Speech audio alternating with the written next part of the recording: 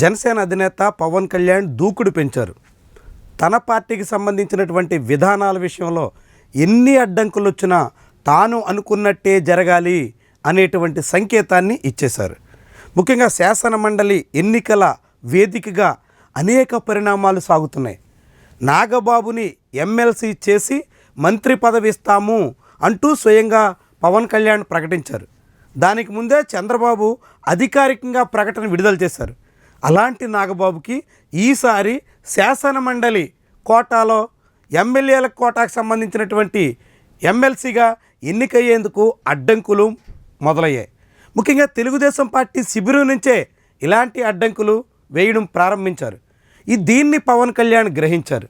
Telugu Desam party వ్యూహాత్మకంగా ప్రతి సందర్భంలోనూ తాను అనుకున్నది ముఖ్యంగా మొదట మీడియాతో చెప్పిస్తుంది.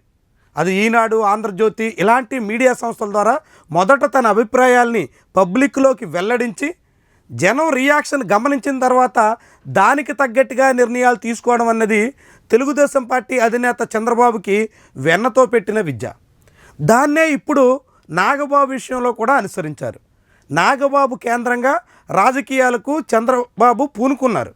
నాగబాబుకి ఎమ్మెల్సీ హోదా ఇవ్వనవసరం లేకుండా పక్కన పెట్టే ప్రయత్నం చేశారు.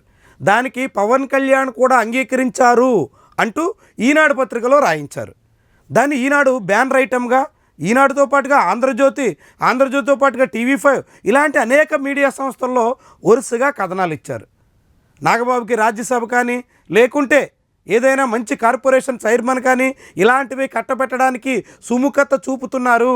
చంద్రబాబు పవన్ కళ్యాణ్ చర్చించి ఈ నిర్ణయం తీసుకున్నారు అనేటువంటి అభిప్రాయాన్ని జనంలోకి వదిలారు. దీని మీద మనం ఈరోజు ఉదయం రాతా కోతా వాతా కార్యక్రమంలో కూడా చర్చించాం. నిజంగా నాగబాబుకి అన్యాయం చేస్తున్నారు అనేటువంటి అభిప్రాయాన్ని వ్యక్తం చేశాం. నాగబాబుకి హామీ ఇచ్చి పదే పదే మాట తప్పుతున్నారు, పవన్ కళ్యాణ్ కూడా దానికి ఎట్లా వంత పాడతారు అంటూ మనం వ్యాఖ్యానించాం.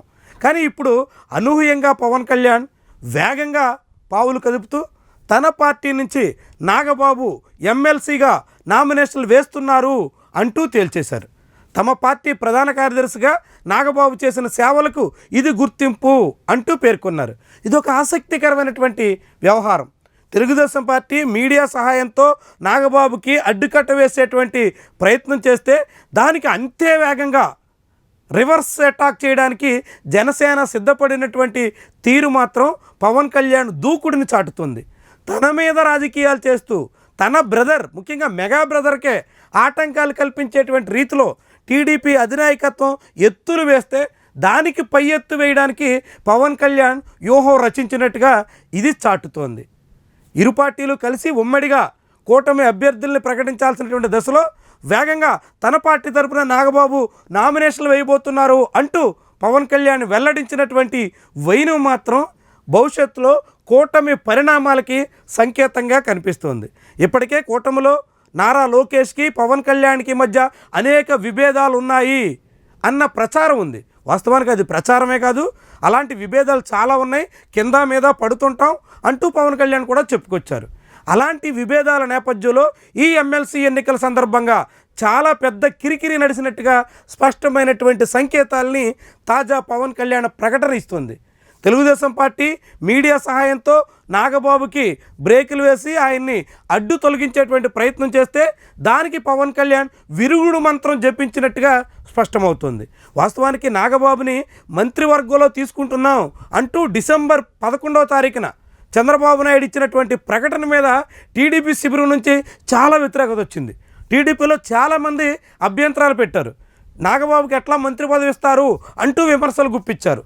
వాటన్నిటి కారణంగానే వాటిని పరిగణలో తీసుకునే ఇప్పుడు నాగబాబుకి ఎమ్మెల్సీ హోదా ఇవ్వాల్సిన అవసరం లేకుండా, ఎమ్మెల్సీ కాకపోతే మంత్రి పదవి ఇచ్చేటువంటి అవసరం కూడా రాదు కాబట్టి అలాంటి పరిస్థితి రాకుండా చూసుకోవాలని టీడీపీ నాయకత్వం ఎత్తుగడ వేసినట్టుగా జనసేన అంచనా వేస్తుంది.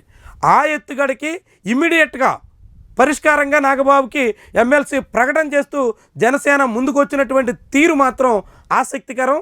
భవిష్యత్ ఆంధ్రప్రదేశ్ రాజకీయాల్లో ముఖ్యంగా కూటమి పక్షాల మధ్య వివిధ నిర్ణయాల్లో కీలకమైనటువంటి సందర్భాల్లో ఉన్నటువంటి వైరుధ్యాలు, విభేదాలు, తగాదాలు అన్నీ ఏ రీతిని బయటపడబోతున్నాయో ఈ ఎమ్మెల్సీ ఎన్నికలు సుస్పష్టంగా చాటుతున్నాయి.